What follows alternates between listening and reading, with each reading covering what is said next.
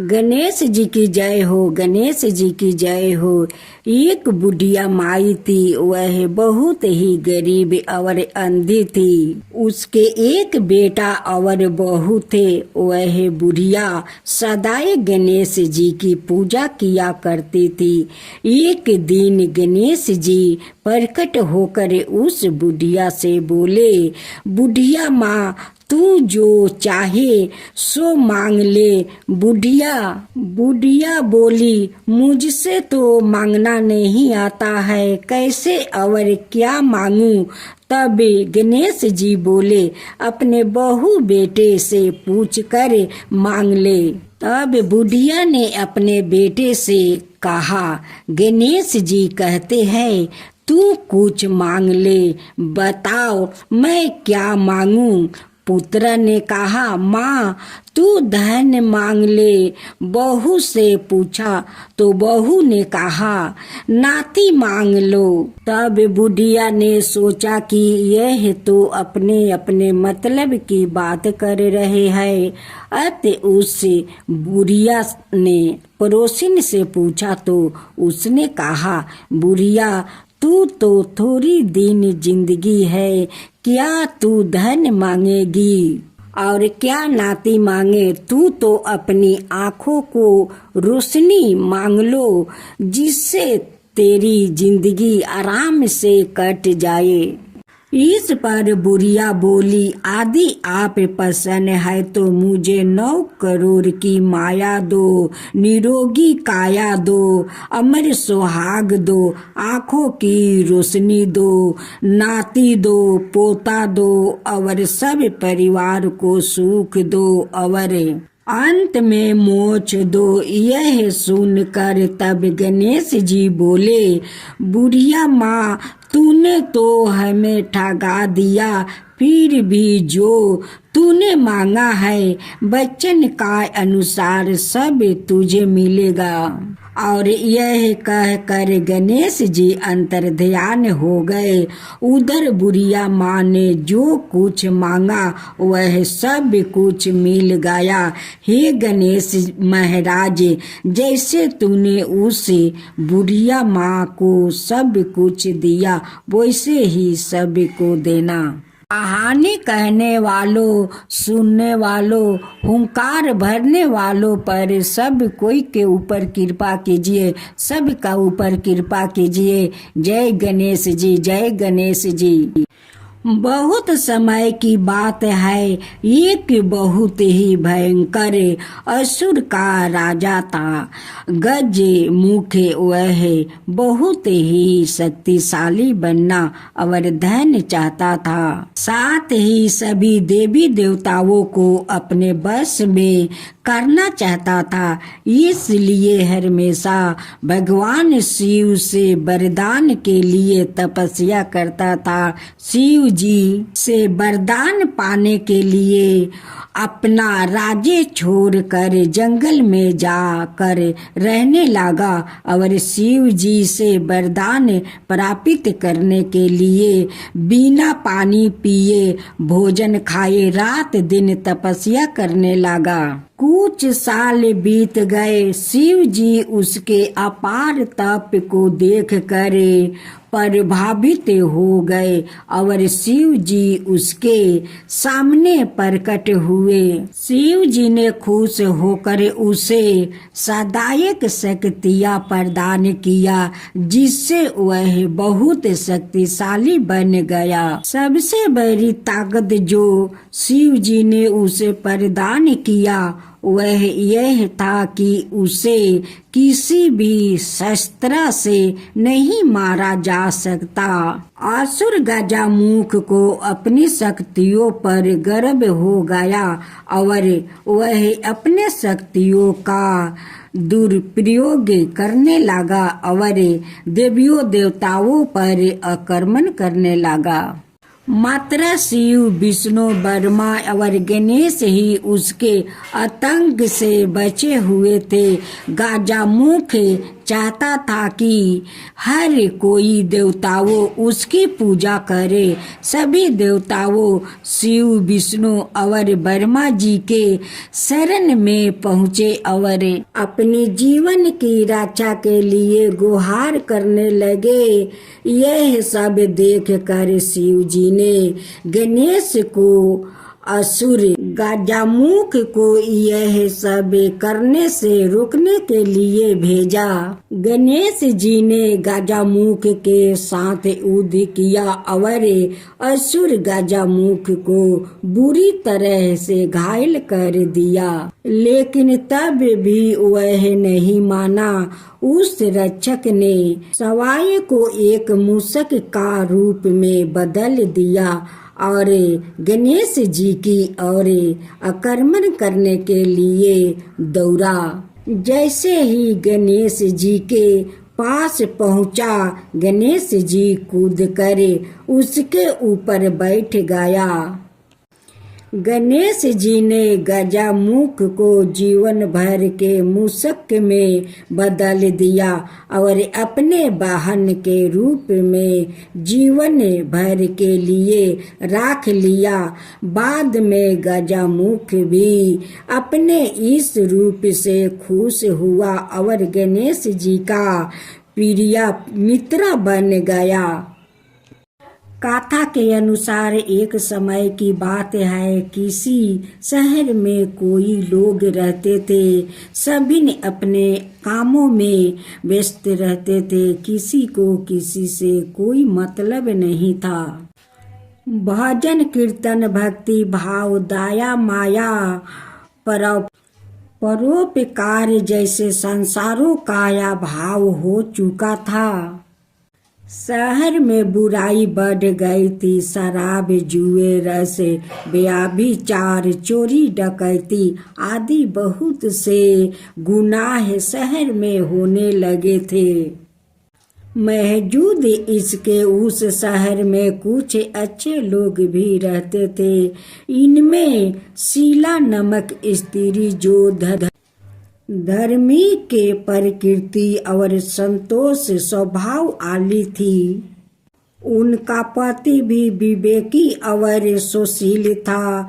शीला और उसका पति कभी किसी की बुराई नहीं करते थे और भगवान का भजन करने में अच्छी तरह समय व्यतीत कर रहे थे।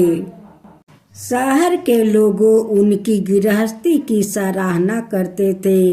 देखते ही देखते समय बदल गया। अब वह जल्द से जल्द करोड़पति बनने के ख्वाब देखने लगा, इसलिए वह गलत रास्ते पर चल पड़ा और फलस्वरूप उसकी हालत भिखारी जैसी हो गई। शराब, जुए, रस, सरस, गांजा आदि बुरी हालतों में शीला का पति भी फंस गया। दोस्तों के साथ उसे भी शराब की आदत लग गई। इस प्रकार उसने अपना सब कुछ जुए में गंवा दिया। शीला इस बात से बेहद चिंतित रहने लगी, लेकिन उसे भगवान पर भरोसा था। वह अपना अधिकांश समय प्रभु भक्ति में बिताने लगी। अचानक एक दिन दोपहर को उनके द्वार पर किसी ने दस्तक दी। शीला ने द्वार खोला तो देखा कि एक माजी खड़ी थी। उसके चेहरे पर अलौकिक तेज दिखाई दे रहा था। उनकी आंखों में से मानो अमृत बह रहा था। उसका भाव चेहरा करुणा और प्यारे से झलक रहा था। उसको देखते ही शीला के मन को शांति महसूस हुई और उसके रोम रोम में आनंद माही हो उठा। शीला उस माजी को आदर के साथ घर ले आई। घर में बैठाने के लिए कुछ भी नहीं था। अत शीला ने एक फटी हुई चादर पर उसको बैठाया। माँ जी बोली, क्या शीला, मुझे पहचाना नहीं? हर शुक्रवार को लक्ष्मी जी के मंदिर में भजन कीर्तन के समय मैं भी वहाँ आती हूँ। शीला कुछ समझ नहीं पा रही थी। फिर माँ जी बोली, तुम्हें बहुत दिनों से मंदिर नहीं आई, इसलिए मैं तुम्हें देखने चली आई। माँ जी के प्रेम भरे शब्दों से शीला का हृदय पिघल गया। उसकी आंखों में आंसू आ गए और वह बिलख बिलख कर रोने लगी। माँ जी ने कहा, बेटी, सुख और दुख तो धूप और जैसे होते हैं।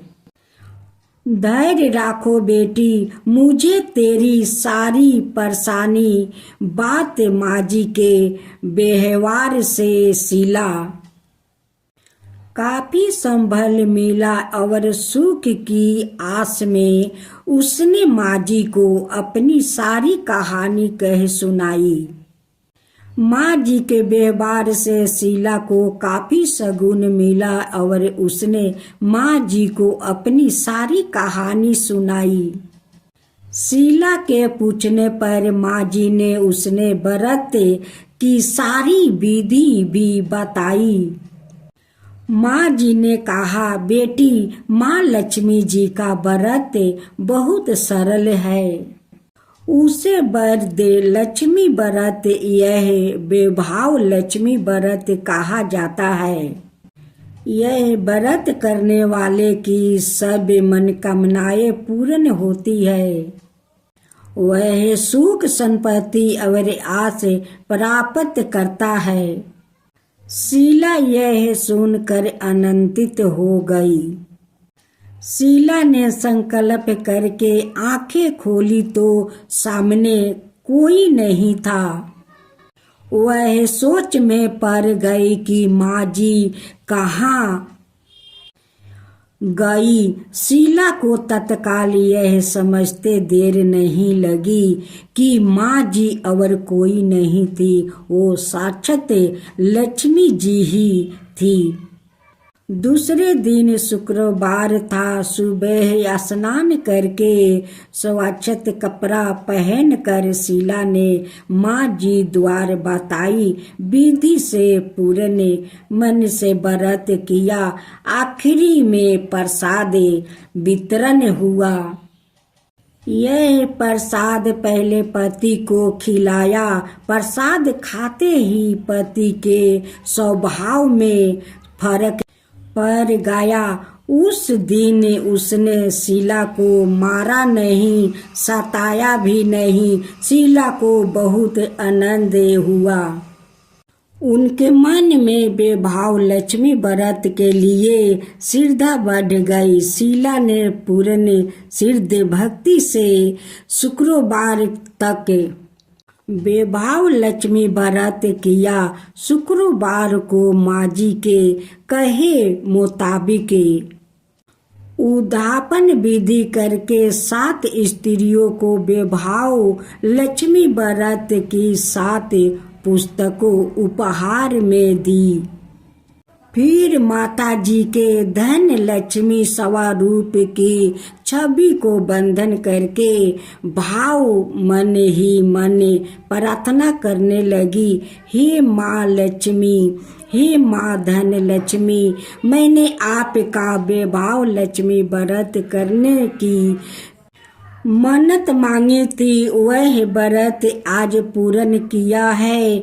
हे माँ, मेरी हर विपत्ति दूर करो, हमारा सबका कल्याण करो। जिससे संतान ना हो उसे संतान देना, सौभाग्यपति स्त्री का सौभाग्य अखंड रखना। कुंवारी लड़की को मन भाव पति देना, जो आपका यह चमत्कारी बेभाव लक्ष्मी व्रत करे, उनकी सब विपत्ति दूर करना, सभी को सुखी करना। हे माँ, आपकी महिमा अपरंपार है। ऐसा बोलकर लक्ष्मी जी के धन लक्ष्मी स्वरूप की छवि को प्रणाम किया। व्रत के प्रभाव से शीला का पति अच्छा आदमी बन गया और कड़ी मेहनत करके व्यवसाय करने लगा। उसने तुरंत शीला के गिरवी रखे गहने छोड़ा लिया। घर में धन की वृद्धि हुई। घर में पहले जैसी सुख संपत्ति छा गई। बेभाव लक्ष्मी व्रत का प्रभाव देखकर महलों की दूसरी स्त्रियां भी विधि पूर्वक बेभाव लक्ष्मी व्रत करने लगी। आश्विन मास का बृहस्पति देव का कथा सुनाने जा रही हूँ। इस कथा को आप लोग जरूर सुनिएगा। बृहस्पति देव की जय हो, बृहस्पति देव की जय हो। प्राचीन समय की बात है। एक नगर में एक बड़ा व्यापारी रहा करता था। वो जहाज़ों में माल लाद कर दूसरे शहर में भेजा करता था। जिस प्रकार वो अधिक कमाता था, उस प्रकार वो जी खोल कर दान करता था। परंतु उनकी पत्नी बहुत कंजूस थी, किसी को एक दाना भी दान नहीं करने देती थी। जब व्यापारी कहीं बाहर व्यापार करने चला गया, बृहस्पति देव एक भिखारी का रूप धारण करते हुए उनकी पत्नी के पास आए भिक्षा मांगने। व्यापारी का पत्नी बृहस्पति देव से बोली, हे साधु महाराज, दान पुण्य से तो मैं बहुत तंग हो गया हूँ। आप कोई ऐसा उपाय बताइए कि हमारा सारा धन नष्ट हो जाए, मैं आराम से रह सकूं। ये सारा धन लुटाते हुए मैं नहीं देख सकती। बृहस्पति देव ने कहा, हे देवी, तुम तो बहुत विचित्रा हो। अन्न और धन से कोई दुखी होता है। अगर तुम्हारे पास अधिक धन है तो तुम शुभ काम में लगाओ, कुंवारी कन्याओं को विवाह करवाओ, बिगलाए बाग बगीचा को निर्माण कराओ। अगर तुम शुभ कार्य करो तो तुम्हारा लोक परलोक सुधार हो सकता है। साधु का बातों से व्यापारी का पत्नी का खुशी नहीं हुई। मुझे ऐसा धन का जरूरत नहीं है कि मैं दान दूं। अगर तुम्हारी ऐसी इच्छा है तो तुम एक काम करो, बृहस्पतिवार का दिन अपना घर गोबर से लीपो, अपना केशों को पीली माटी से धोना, धोते समय स्नान करना और व्यापारी से कहना कि वो हजामत बनवाए, कपड़ा अपना घरों में धोवे। ऐसे करने से तुम्हारा सारा धन नष्ट हो जाएगा। इतना कहकर बृहस्पति देव अंतर ध्यान हो जाते हैं। बृहस्पति देव का कहे अनुसार व्यापारी का पत्नी वैसा ही किया। केवल 3 बृहस्पतिवार हुआ और उनकी सारे धन संपत्ति सारे नष्ट हो गया और वो परलोक सिधार गई। जब व्यापारी आपस आया, जब आकर उसने देखा कि उनकी सारा संपत्ति तो नष्ट हो चुका है। व्यापारी अपना पुत्री को सांत्वना दी और दूसरी नगर में जाकर बस गया। जंगल से लकड़ियाँ काट कर लाया करता और शहर में ले जाकर वो बेचा करता। उसने अपना वैसे ही जिंदगी बिताने लगा। एक दिन व्यापारी का पुत्री दही खाने का इच्छा व्यापारी के सामने जाहिर की। व्यापारी का पास तो एक पैसा नहीं था कि वो दही खरीद सके। व्यापारी अपना पुत्री को आश्वासन देकर वो जंगल में लकड़ी काटने चला गया। एक वृक्ष का नीचे बैठ जाता है और अपना दशा पर विचार करके वो रोने लगता है। उस दिन बृहस्पतिवार का दिन था। उस दिन बृहस्पति देव अपना साधु का रूप धारण करते हुए सेठ का पास जाते हैं और कहते हैं कि ये मनुष्य, तुम इस जंगल में क्यों बैठे हो? व्यापारी कहते हैं कि महाराज, आप तो सब कुछ जानते हैं। इतना कहकर व्यापारी अपना कहानी सुनाकर वो रो पड़ा। बृहस्पति देव कहते हैं कि देखो बेटा, तुम्हारा पत्नी तो बृहस्पति देव को अपमान किया है, इसी कारण से तुम्हारा इस हालत हुआ है। लेकिन अब तुम चिंता मत करो। गुरुवार का दिन बृहस्पति देव का तुम पाठ करो और 2 पैसे के गुड़ और चाना लाकर उस लोटा में और शक्कर डाल दो और अमृत प्रसाद बना लो। अपना परिवारों और कथा सुनने वालों में बांट दो। सवाए अमृत और प्रसाद के लो, भगवान तुम्हारा जरूर कल्याण करेंगे। साधु का बात सुनकर व्यापारी बोला कि महाराज, मेरे पास तो इतना नहीं बचता है कि मैं अपना पुत्री को दही खरीद कर ला सकूं। इस बात पर साधु बाबा बोले कि देखो, तुम जंगल से लकड़ियाँ काट कर शहर में ले जाकर बेचो। पहले से तुम्हारा अधिक चौगुनी मिलेंगे कि जिससे तुम्हारा सारा कार्य सिद्ध हो जाएंगे। जंगल में जाकर लकड़ी काटा और लकड़ी लेकर वो शहर में निकल पारा और शहर में ले जाकर बहुत अच्छे दाम में बिका गया। उसी से अपना पुत्री को लिए दही खरीद कर लाया और गुरुवार का पूजा हेतु वो गुड़ चाना सब किन कर लाया। प्रसाद सबको बांटा और स्वयं प्रसाद को खाया। उस दिन से उनकी सारा तकलीफ दूर होने लगा। अगले बृहस्पतिवार का दिन वो कथा कहना भूल गया। अगले दिन एक राजा जगों का बड़ा आयोजन रखा। पूरा नगर वासियों के लिए भोजन का बंदोबस्त किया। राजा का अनुसार पूरा नगर का लोग उस राजा का महल में भोजन करने गए। व्यापारी और व्यापारी का पुत्री को जाने में थोड़ा विलम्ब हो गया। राजा दोनों को अपना महल में बुलाकर ले गया और भोजन करवाया।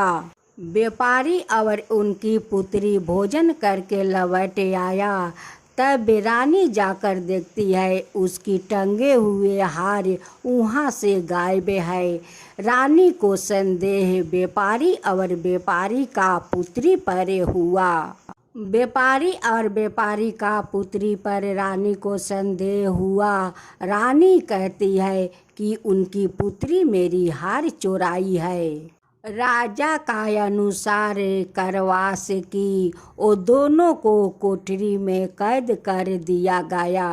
उस दोनों कोठरी में परे परे अत्यंत दुखित हुआ। व्यापारी ने बृहस्पति देव को याद किया। बृहस्पति देव प्रकट हो गए। प्रकट होकर उन्हें याद करवाए। उन्होंने सलाह दिया कि कैद खाने के दरवाजे पर जो तुम्हें पैसा मिलेगा, मुनका मंगवा कर बृहस्पति देव का तुम पूजा करना। तुम्हारा सारे दुख दूर हो जाएगा।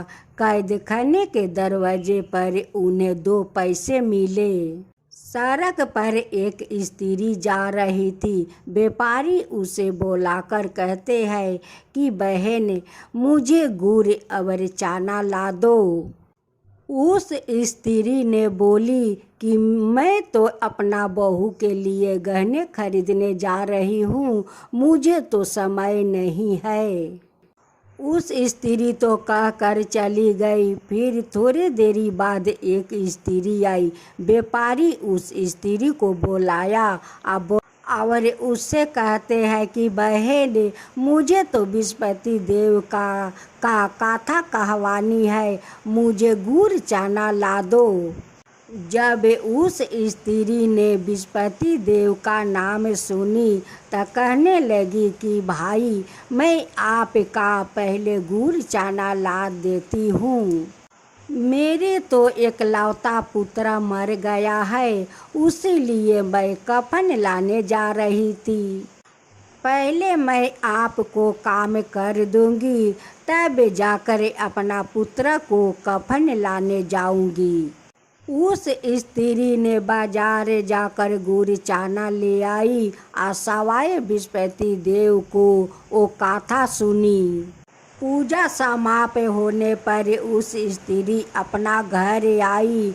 घर आकर देखती है सभी लोग राम राम सत्य है कहते हुए शमशान ले जाने के लिए सभी लोग तैयारी कर रहे थे।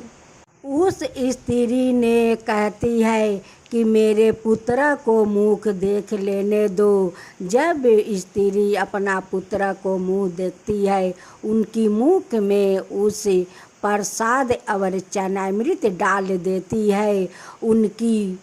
उनकी मुख में उनकी पुत्रा पुनः जीवित हो जाते हैं। जो पहला स्त्री बृहस्पति देव को निरादर किया, जब उस औरत अपना पुत्र वधू के लिए गहना लेकर लौट रही थी, उनकी पुत्रा घोड़ी पर बैठकर जैसे निकले, वैसे घोड़ी ऐसी उछाल मारी कि उनकी पुत्रा धरती पर गिरकर मर गया। उस स्त्री ने रो रो कर बृहस्पति देव से क्षमा याचना करने लगी।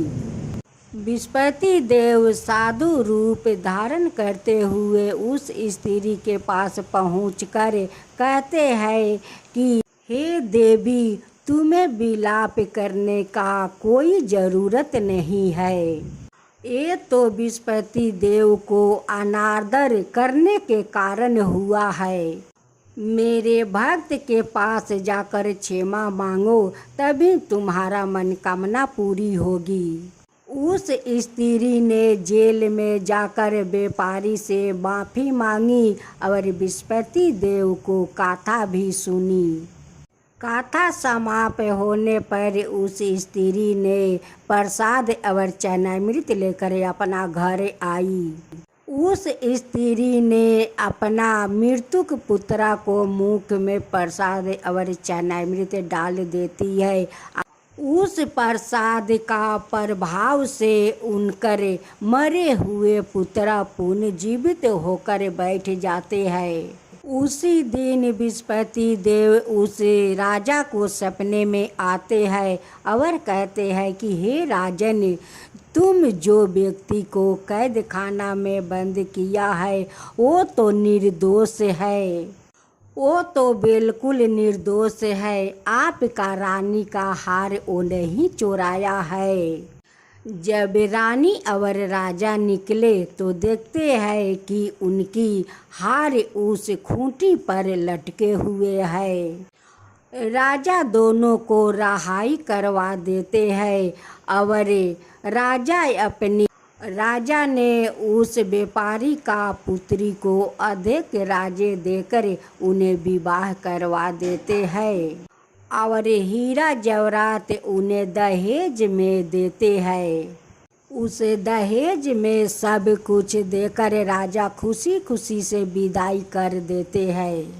हे विस्पति देव, जैसे आप उस व्यापारी पर फिर से उनकी खुशियाँ भर दिया, वैसा ही सबका ऊपर खुशियाँ भर दीजिए, सबका ऊपर कृपा कीजिए, सबका ऊपर कृपा कीजिए। हे विस्पति देव, जो आपका कथा कहे, जो सुने, जो हुक्का भरे, उन सब का ऊपर कृपा कीजिए। विस्पति देव की जय हो, विस्पति देव की जय हो। कार्तिक मास का गंगा स्नान व्रत कथा सुने। किसी गांव में एक बुढ़िया महिला रहती थी। वह कार्तिक मास का व्रत रखा करती थी। उसके व्रत खोलने के समय भगवान श्री कृष्ण आते और खिचड़ी का राख कर चले जाते। बुढ़िया महिला के पड़ोस में एक औरत रहती थी। वह बुढ़िया महिला को देखकर ईर्ष्या करती थी कि इसका कोई नहीं है, फिर भी इसे खाने के लिए खिचड़ी मिली ही जाती है। एक दिन कार्तिक महीने का स्नान करने बुढ़िया महिला गंगा नदी पर गई। पीछे से भगवान कृष्णा उनके लिए खिचड़ी राख गए। जब पड़ोसन ने खिचड़ी का कटोरा रखा, देखी तो वह कटोरा उठाकर घर के पीछे फेंक आई। कार्तिक स्नान के बाद बुढ़िया महिला ने घर आकर देखा कि आज खिचड़ी का कटोरा नहीं है। वह भूखी रह गई। पड़ोसन ने जहाँ खिचड़ी गिराई थी वहाँ एक पौधा उगे जिसमें 2 फूल खिले। एक बार एक राजा उस नगर से निकला तो उसकी नजर उन दोनों फूलों पर पड़ी। वो उन्हों तोड़ कर घर ले आया। घर आकर उसने वह फूल रानी को दे दिया, जिन्हें सूंघने पर रानी गर्भवती हो गई। कुछ समय बाद रानी ने 2 पुत्रा को जन्म दिया। वह दोनों जब बड़े हो गए तब वह किसी से भी बोलते नहीं थे, लेकिन जब वह दोनों शिकार पर जाते तब रास्ते में उन्हें वही बूढ़ी महिला मिलती, जो अभी भी यही तक कहती कि कहाँ गई मेरी खिचड़ी, कहाँ गए मेरे कटोरा। बुढ़िया महिला की बात सुनकर वह दोनों कहते कि हम है तेरी खिचड़ी और हम है तेरे कटोरा। हर बार वह शिकार पर जाते तो बुढ़िया महिला यही बात कहती और वह दोनों यही उत्तर देते। एक बार राजा को यह बात पता चली तो उसे अचकित हुआ कि दोनों पुत्र किसी से नहीं बात करते तो इस बुढ़िया महिला से कैसे बात करते हैं। राजा ने बुढ़िया महिला को राजमहल बुलवाया और कहा कि हमारे पुत्र हमसे बात नहीं करते हैं तो तुमसे यह कैसे बोलते हैं। बुढ़िया महिला ने कहा कि मुझे नहीं पता कि यह कैसे मुझसे बोल लेते हैं।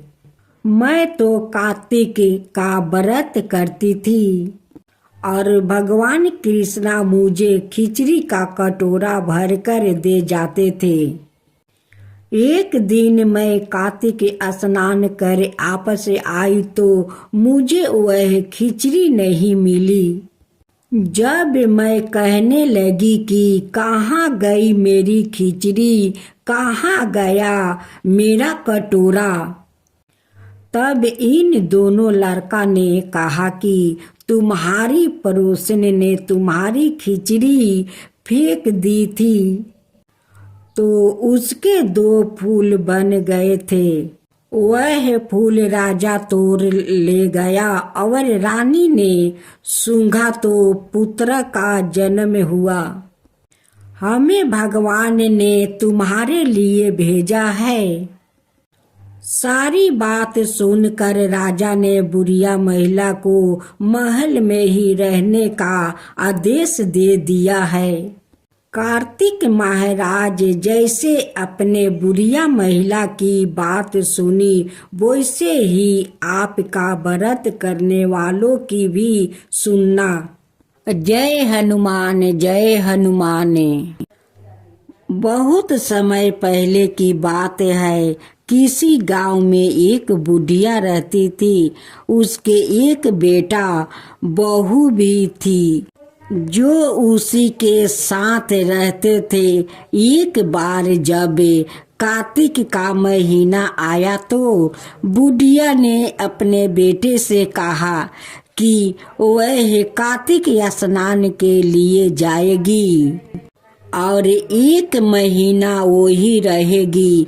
यह सुनकर उसके बेटा ने अपनी पत्नी से कहा कि माँ के लिए 30 लड्डू बना कर दे दो ताकि वहाँ पूजा पाठ करके खा लेगी। बहू तो गुस्से में आकर 30 लड्डू बनाकर तो दे दिया। बुढ़िया नदी किनारे कार्तिक स्नान को गई और वही एक किनारे पर झोपड़ी बनाकर रहने लगी। बुढ़िया रोज सवेरे उठकर स्नान करती और जैसे ही एक लड्डू निकाल कर खाने लगती तो हनुमान जी बंदर के रूप में आते तो बुढ़िया वह लड्डू खुशी से बंदर को दे देती। बुढ़िया माई का बंदर का लड्डू खिलाने से बहुत खुशी मिलती। हनुमान जी बुढ़िया माई से बहुत खुश थे। इस तरह से कार्तिक का पूरा महीना बीत गया और सभी 30 लड्डू हनुमान जी बंदर के रूप में आए और सारा लड्डू खा गए। जब कार्तिक का महीना समाप्त हो गया और बुढ़िया आपस जाने को तैयार हुई तो हनुमान जी प्रकट हो गए। उन्होंने बुढ़िया माई की उस झोपड़ी की जगह पर एक आलीशान महल बना दिया। बुढ़िया माई का पूरा महल धन दौलत से भर गया। उसकी सारी बीमारी भी दूर हो गई। यह सब होने पर वहाँ अपने बेटे के पास गई। बुढ़िया को इतना धनी देखकर उसकी बहू ने मन में सोचा कि अगले कार्तिक मास में अपनी माँ को कार्तिक स्नान के लिए जरूर भेजूंगी। और अगले कार्तिक आने पर उसने अपनी माँ को कार्तिक स्नान के लिए कहा। उसने बहुत प्यार से पूरे 30 लड्डू घी के बनाकर उसमें मेवा डालकर अपनी माँ के लिए बना कर दिया। माँ कार्तिक स्नान के लिए गई और जैसे ही सुबह सवेरे नहाकर लड्डू खाने बैठ जाती तो हनुमान जी बंदर का रूप धारण कर उसके सामने बैठ जाते तो पत्थर मार कर उन्हें भगा देती और कहती कि इसमें मेरा पेट ही नहीं भरेगा तो तुम्हें कैसे दे दूं। उसका रोज का यही कर्म 30 दिन तक चलता रहा। जब कार्तिक का महीना खत्म हो गया तो हनुमान जी फिर से प्रकट हुए और उन्होंने बहू की माँ की झोपड़ी को कुएं में बदल दिया और उसकी माँ को डूकर बना दिया। इधर कार्तिक का महीना समाप्त होने पर बुढ़िया की बहू ने अपने पति से कहा कि कार्तिक का महीना समाप्त हो गया, आप मेरी माँ को गाजे बाजे के साथ ले आओ। लड़का जब अपनी सास को लेने गया तो वहाँ देखता है क्या है कि कुटिया की जगह कूड़े का ढेर लग गया है और उस पर उसकी सास डुक्कर बन कर बैठी है। लड़के को देख कर हनुमान जी प्रकट होकर बोले, बेटा तुम्हारी माँ ने सच्चे दिल से कार्तिक का स्नान किया था, इसी कारण तुम्हारी माँ पर कार्तिक देव प्रसन्न हुए थे। लेकिन तुम्हारी सास ने लालच और पापी मन से ही यह कार्तिक स्नान किया है। उसने कार्तिक मास में अपनी बेटी के घर का अन्न खाया है, इसलिए कार्तिक देवता इससे नाराज हो गए और उन्होंने इसे डुक्कर बना दिया है। बहुत समय पहले की बात है, किसी गांव में एक बुढ़िया रहती थी। उसके 4 बेटे थे। बुढ़िया ने 4 ही भैंस पाल रखी थी। कार्तिक मास आने पर बुढ़िया ने अपनी 4 बहुओं को बुलाया और कहा कि मैं तो कार्तिक स्नान करने जा रही हूँ, तुम चारों एक एक भैंस राख लो। मैं जब कार्तिक स्नान करके आपस लौटूंगी तो देखूंगी कि किसने सबसे ज्यादा घी रखा है। ऐसा कहकर बुढ़िया कार्तिक स्नान के लिए चली गई। उन 4 बहुओं में से सबसे छोटी बहू बुढ़िया के बहुत लाडली थी। बुढ़िया के जाने के बाद तीनों बहुओं ने सोचा कि छोटी बहू को तो नीचा दिखाने का यही मौका है। छोटी बहू को कुछ भी नहीं आता था। छोटी बहू का ना तो दही जमाना जानती थी और ना ही उसने घी निकालना आता था। तीनों बड़ी बहुओं ने जानबूझकर उसे कुछ भी नहीं बताती, जिससे कि उसे अपनी सास से डांट खानी पड़े। तीनों जेठानियां घी बनाने में जुट गई, लेकिन छोटी बहू को कुछ नहीं आता तो वह सारा दूध और दही पीपल की पथबारी में गिरा देती थी। छोटी बहू बहुत सीधी मन से भोली थी। महीना पूरा होने पर उसकी तीनों जेठानियां ने एक एक डिब्बा घी का भर कर रख लिया था, लेकिन छोटी बहू ने जरा सा भी घी नहीं निकाला। बुढ़िया के आने के समय हो गया था। अपनी सास के आने की खबर सुनकर वह पथवारी माता से कहती है कि मैं क्या करूं? मैंने तो सारा दूध और दही यहाँ गिरा दिया था। अब मेरी सास मुझसे घी के लिए पूछेगी तो मैं क्या कहूँगी?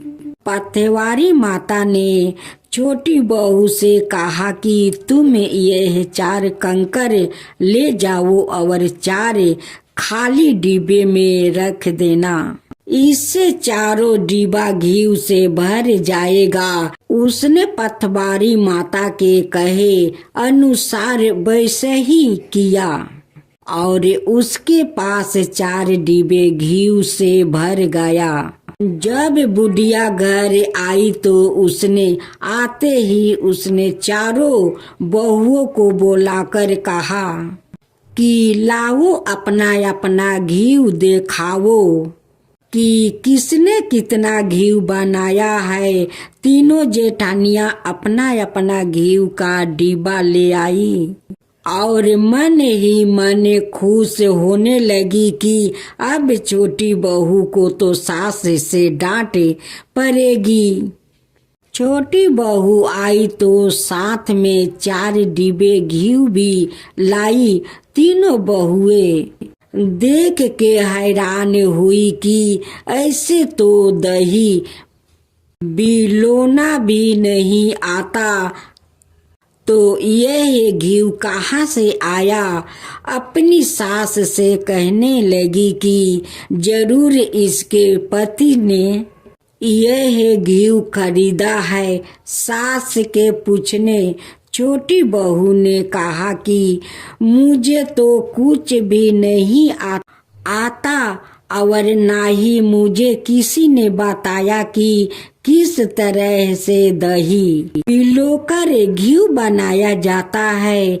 मैंने तो सारा दूध पीपल में सींच देती थी और दही पथवारी पर चढ़ा देती थी। यह तो पथवारी माता की कृपा का प्रभाव है। छोटी बहू की सारी बात सुनकर सारी बहू ने कहा कि अगर पथवारी माता को सींचने से इतना अधिक पुण्य मिलता है तो हम भी अगले साल उसे सींचेंगे और कार्तिक स्नान करने जाएंगे। हे पथवारी माता, जैसे आपने छोटी बहू की सुनी वैसे ही आप सभी की सुनना।